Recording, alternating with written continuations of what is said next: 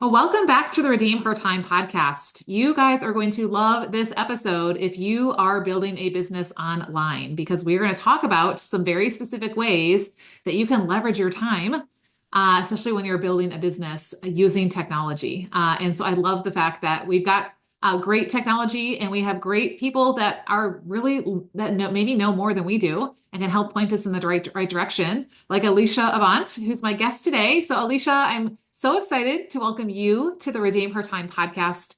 Let's start off just by getting to know you a little bit. Tell us about you. What's been getting your time in this season of life?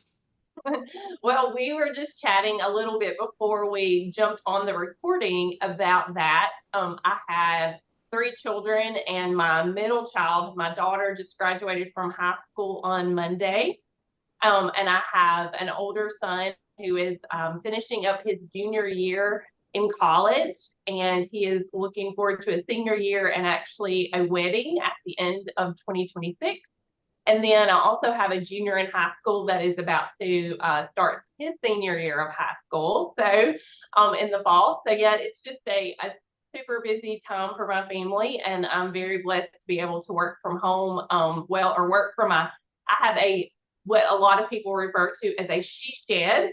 A she shed. I love it. Yeah, I have a she shed office in my backyard. I've had it'll be 2 years in July that I've had the office here. I worked from the corner of my bedroom for 16 years and different places in my home, either a closet. I had a closet office until 2020, and it was just like a little nook. And when the world shut down and all my family was at home, I moved into my bedroom because I needed to be able to shut the door and have a phone call. Right, right.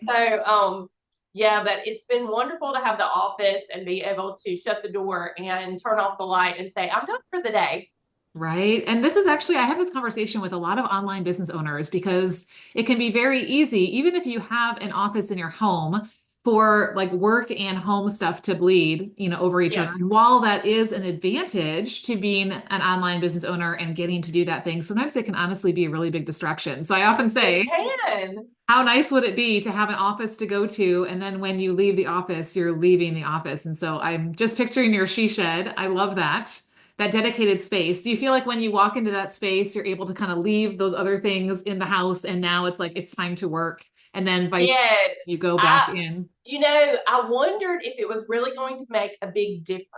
And I always thought that it would because at the time when I was dreaming of having one of these, I always thought that it would because my children were small. Well, I got the office when my kids were 14, 16, and let's see, 2 years ago, so 19.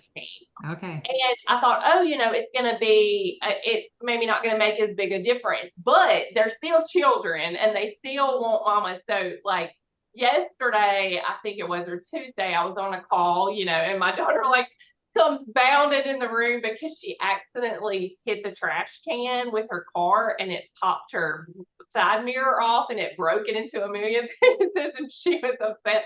So, there's still but it does help with that distractions. That's a minimum. That was obviously a very whatever Yeah, kind of a situation. unique situation that, yes. So it doesn't happen as often, like, fix me a sandwich or can you get me, a drink or whatever. It's not as often. And other than that, it's like a mindset thing. Like you Mhm. say, like when you walk in, it's like you flip on that, okay, work switch. And also it helps with the phone calls and things like that because I have the dedicated space. Yes, I love it. What a great idea. So, if you're getting distracted, maybe you need to have a she shed office or something that's going Yeah. to be away from some And of those distractions. I'll give you a tip. I got mine off of Facebook Marketplace and saved myself literally thousands of dollars. Love it. Love it. Looking for one. I was looking for one that summer and happened upon it and got it for probably about half of what I would have paid. And it was already wired and had sheetrock and this was painted and everything. So Wow. I did get a really good deal on it. Yeah, I love it. So tell us about the work you do when you're in your she shed office. Yeah, Like tell us a little bit absolutely. about what God's called you to, how you're serving others, and maybe kind of how a little bit of the how he got you to this place. Yeah, so my motto in my business is to serve God and others well. Mm, And I really started my business in 2007 when my daughter was about 8 months old. I did not realize that I was starting to become a virtual assistant at that point, which is what I call myself. I have a virtual assistant agency, and I have three ladies who are on my team who serve alongside of me as virtual assistants.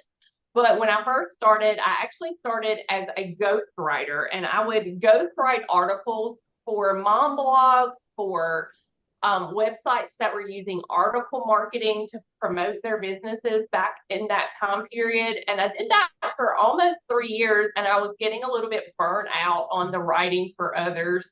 I had wanted to write for myself. I wanted to become an author. And so I thought, okay, I've got to kind of switch gears here. So I went to my very first business conference in person down in San Antonio, Texas, and met a lot of people that I'd known online that I'd met in person. And they began to ask me, well, how did you get your website? Or how do you use social media? Social media, especially like Twitter, was still pretty new at the time. And so I was telling them ways that I was doing these things, and they're like, well, can you do that for me? And I was like, sure. And so I just learned that when people would ask if I could do these things, just to say yes and then yes. figure out the details.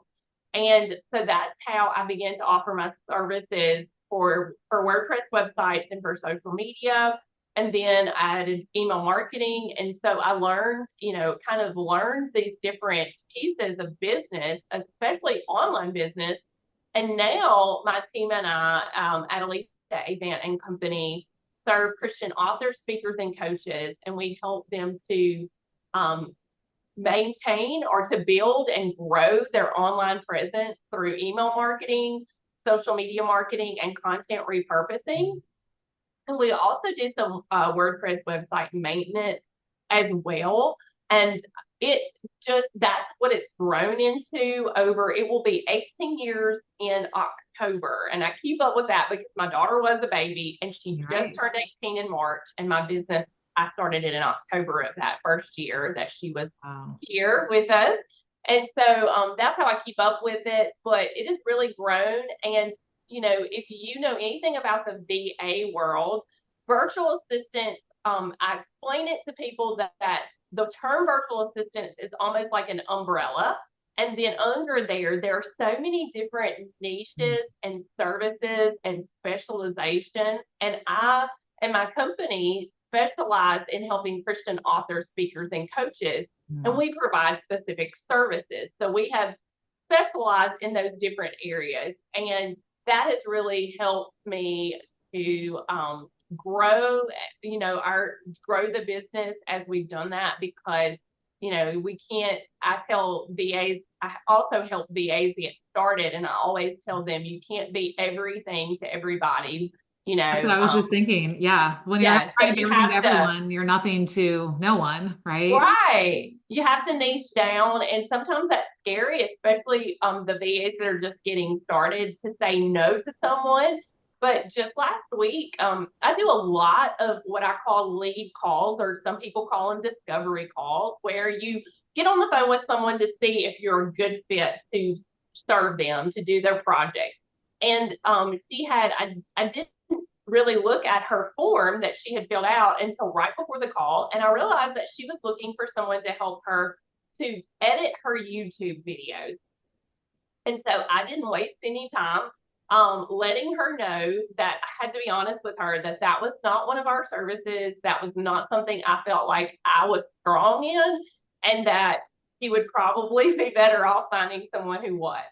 Yeah. So, that was turning someone away, but I didn't want to waste her time or our time Right. because of the fact that, it's not something I said, I can edit my YouTube videos. Like I have a video, a YouTube channel and make videos for it, but it's very minimal and it's not something I'm really good at or really enjoy doing. Sure. So I heard two things in your story that I want to make sure I point out to our audience. Number one, you noticed what people were coming to you for, what you were naturally, like inclined to do, what people were seeing in you. And that was a sign like this is the direction. But then you also then got even more specific around exactly what that looks like.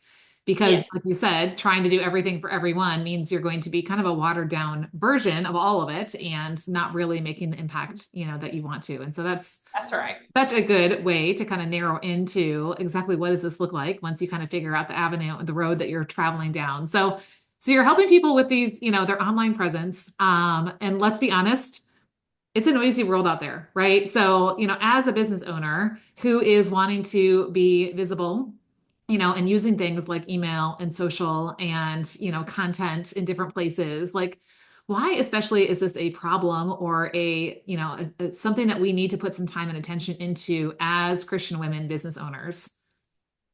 Well, mainly because you were like you were saying, it is such a big world. Even the online space is just enormous, and you have to stand out and you have to be recognizable, or you'll just get lost in the sea of all these people. You want to establish your online presence and have a brand and have what you're known for. I've been able to become known for these specific services and the types of things that we offer. And if you're an author, a speaker, a coach, any Christian business owner, you want to stand out and be known for what it is that you have the ability to do, or your expertise is in. And you do that by establishing that presence. And if you don't do that and it's not recognizable and it's not consistent, then Mm. it makes it more difficult to stand out. It makes it more difficult to be known because, like almost like you said about what I was doing, if you're not, it's kind of watered down, and then it's not recognizable. People won't notice. They won't stop the scroll. All the things, and you'll just be lost in that sea of all the other people who are attempting to stand out online. Yeah, and when you're lost in the sea of sameness, you may be spending and investing a lot of time, but you're not going to be getting many results. You'll be mostly checking Right. boxes and wondering why this isn't working, why you're not being found, why you don't have consistent results. And here around Redeem Her Time, we view time as a gift from the Lord that we want to be faithful and fruitful with, not just be on the hamster wheel doing things, but Yeah. actually going somewhere and producing some results and things like that. So we don't want to stay in a place where we're, just again, either being lost in the sea of sameness or, just being inconsistent and things like that, because that's what a business owner is. So how That's do we right. start leveraging our time as business owners? Like maybe walk us through a few practical steps that you do work with authors, speakers, and coaches on to help them not get lost in the ocean out there, and also to be consistent with how they're putting themselves out there. Yes, one of the favorite things that I do, and one of our favorite services that we help business owners to learn, is to repurpose what they already have, and this is through content repurposing. Most people are creating content, whether that be in the form of a podcast or a blog post, or they, have written a book or a workbook or something like that. And you can utilize that large form content and break it down into smaller form content to use on your social media, in your emails, and things like that in order to promote yourself and your business. And so that is one of the areas that I actually teach workshops on this about how to repurpose what you have, but also how to create a marketing plan that goes around those particular Mm. pieces so that you're not having to reinvent the wheel every single week, every single month, and you have a consistent plan to promote your business, to get your content out there, and to, communicate with your email list. A lot of people struggle with those three things. They struggle with their email or being consistent in their email marketing or on their social media, because it does feel like you have to be in all these places, and you don't want to spend so much time trying. And I say, I felt like when I first was struggling with this years ago, I felt like I was spread too thin. Like I was Mhm. trying to be in Yeah. all these places at one time. And it was very, very exhausting. And it was like what I think you mentioned, like the hamster wheel. And it felt like you were going round and round and round, but getting nowhere. No one was Yeah. noticing what I was Yeah. doing. I was just, I used to call it throwing spaghetti at the wall, Right? Yeah. seeing Will what would something stick. stick, please? Yes. And when I learned this system that I've created for myself, and I also, when I have a new client come on, I share this system with them. It has made my life easier, my business easier, and it has produced, most importantly, it has produced results. Like Yeah. I have seen people um, respond to what I'm Mm. putting out there. Yeah. And that's so important because like you said, we don't want to just be checking boxes to say, okay, I did this. I put the content I did out there. this. I wrote the email if it's not producing things. And that's one of the things that, I really work with my clients on and I always have to be working on in my business is what is my ROTI, my return on time invested. And Yes. from that, by notice, like seeing patterns over time, I think the first key you've really pointed out a couple times is consistency. If we're Mm-hmm. only doing things sporadically, we can't expect there to be a whole lot of fruit. But Right. when we have a specific plan and it's consistently happening, but if it's not producing the fruit, then we need to push pause, Mm-hmm. right? And really evaluate, okay, Reevaluate. is there a small tweak I need to make? Is there maybe a different place that this needs to be happening? This is not the right location, or it's not not connecting with the right people here, or whatever that is, so that we are not just, doing, what's the definition of insanity, right? Doing the same thing, expecting a different A result, different result. Yes, right? absolutely. Yeah. So as we do this, as we, number one, commit to consistency, number two, as we start getting really clear on who we are, what we do, what our special, our smaller space is in the big ocean. And then, like you said, have a specific plan to be consistent with that.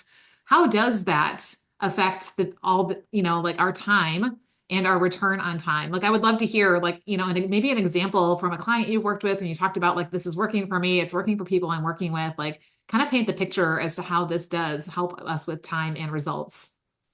Well, recently, I've had a client who has come to us for this particular service of being able to use what she already has and to repurpose it into other usable pieces of content.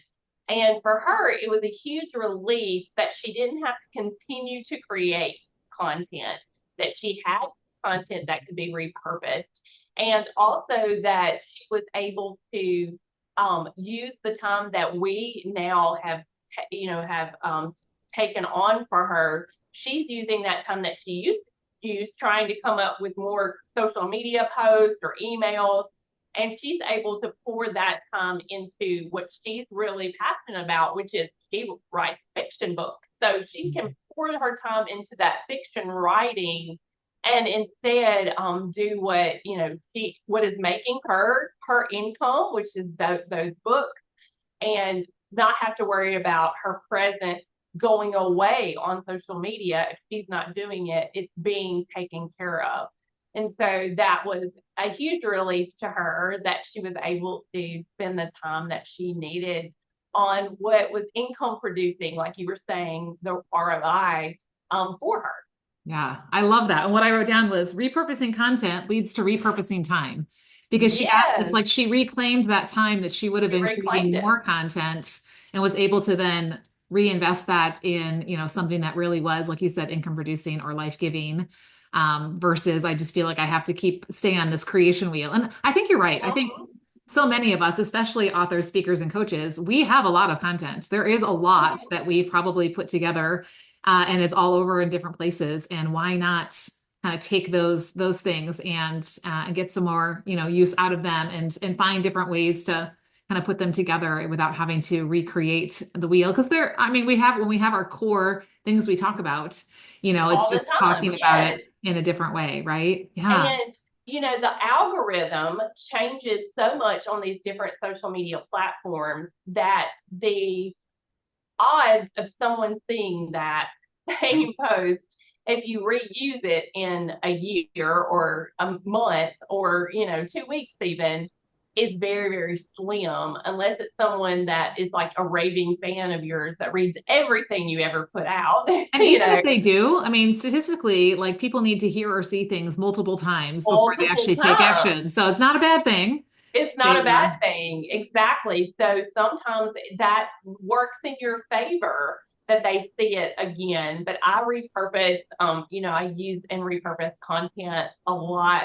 I have different forms of content that goes out on the different platforms, and then they are reused and on another platform or on the same platform um, after a specific amount of time has passed. mm. So Do you have a recommendation? I'd be curious, like as to how much time do you recommend for to be in between using something in one place versus another? well, actually, most of the clients that I have are they use the same on Facebook and Instagram at the same time because those are, kind of sister or parent companies. Sure. And then they will repurpose it over on LinkedIn like a week later. But I even repurpose content like on Facebook. I have it on a rotating basis after a year or a little over a year, and it rotates back around. But that is with more of your um, evergreen content, so Right, like like your quotes core. and Hmm. core content. Obviously, like your promotional items would need to be more based on what you're working on and the strategy that you have going to promote specific events or services. But more of my core content, it rotates on a yearly basis or a little over a year. And then the anything else, I just try to space it out a week or so between, say, I use Facebook, Instagram, and LinkedIn, so a week between those platforms. Okay, well, good. That's helpful to, yeah, be thinking about. And I love the idea of what are my core things that I want to kind of keep cycling through every year and then filling in with some of those maybe Right. newer things or just nuances, or like you said, a promotional, something that's leading to something specifically can be a great Because way to then save you some don't have time. to worry about the core stuff. You can kind of set it and forget it because there are tools that will allow you to like um, recycle. Nice. And then after you do that, then all you're worried about is the new content that you're producing and the new promotions that you're Mhm. putting out there. So that's been super helpful for me. I've only been doing that in the last couple of years, and it has really helped and made me to where I don't have to think about those pieces anymore. Yeah, I love that. So what would you say to that woman who's listening, who's right now, she's feeling overwhelmed by all the content creation that she's doing, and she's, like, what would be kind of like that one piece of encouragement you would give her to help her start leveraging her time a little bit more? Well, I would tell her to make sure that she is taking her long form content and breaking it down using something to transcribe it. If it's a podcast or if it's a blog post, pulling out some of her favorite quotes from from her blog post and repurposing those into social media posts. At least do that so that you're not just using that content once. Right. Yeah. Never just use something once, right? Always say, how Yeah, can never I just get use it different once. pieces You're of it? And wasting so oftentimes you much. can use something smaller to direct them to the bigger piece, Yes. or just use that smaller piece as something standalone. So I like that. So good. Well, we could talk all day. I mean, there's so many, things that that Yeah, there's so that much I could tell you. ideas, but that's why people need to connect with you. So what would be a good next step for someone to take? Sure, they can reach out to me on most platforms. I am Alyssa Avant or Alyssa Avant and Company. Okay. And that is also my web address, alyssaavantandcompany.com. I think that Lisa will probably spell that out for you on the show notes and things because I don't spell my name the way it sounds. Right. Me So either. you'll want to look for that, but that's where you can find me. I hang out mostly on Facebook and Instagram, but I am over on LinkedIn as well. Good. Well, we'll make sure to link to that in the show notes. And my audience knows that we always don't just stop the conversation at the end of an episode. We take it over into the Redeem Her Time community where we can start saying, okay, what was it that one thing that I need to do? What was the one thing that really is going to start shifting the way that I approach this area? And so I've invited Alicia to come and join us over there. So you guys can have access to her inside the Redeem Her Time community. So if you're not yet a member, you're going to want to come over. This is a space off of social where it can get really busy and noisy, where we are coming together as Christian women business owners who want to be faithful and fruitful with our time. And I give permission and direction to talk about your business any day of the week. So you can find us if you're just coming in at redeemhertime.com/community. We'd love to have you in. We'll make sure you get tagged in the business directory where you can start sharing about what God has called you to do and connect with amazing women like Alicia. So we will look forward to hanging with you guys over there. So, Alicia, thank you so much for your time today and for sharing your wisdom with us and your expertise from your She Shed office. I love it. I know so many women are going to be blessed by this conversation, and I'm going to encourage you. If you were blessed, I bet one of your friends will be. So please share this with a business bestie. So as we end, I always love to just kind of end on a personal note. You mentioned several things coming up in your family over the next couple of months. So the question we ask around here is, what is it time for? So when you think about this season of life or business or both, because let's be honest, they do coincide together. What is it time for right now for you? Where are you really wanting to focus that? And why do you want to see a good return on that time invested? I think for me, it is being able to focus on the relationships that I have. So with my husband and my, growing older children, because they are, especially the two that I have at home, will not be home very much longer. I am speeding towards an empty nest. Yes. So, which to me is both scary and sad and exciting all at the same time. It's hard to know which emotion to feel at any given time. And so that, just focusing on those relationships so that those I will continue to have good relationships with my children and my husband as they move on out of the home and things like that. I love it because you will never regret time spent in that way, over one more email or one more social post or one more Yep. whatever that thing is. So those of you who are listening from home, even if you don't have a she shed in your backyard, decide when you're going to be done working so that you can go and pour into those relationships because the work will Yes. always be there, but they won't. I'm living proof of that. My three are now out of the house, and yeah, it's a different season. So enjoy that time, Alicia. That will be time well spent. And thank you so much for being with us today. I can't wait to see the fruit that comes of this as women really start leaning into how to leverage their time and repurpose that content. So thanks for sharing with us today. Thank you so much.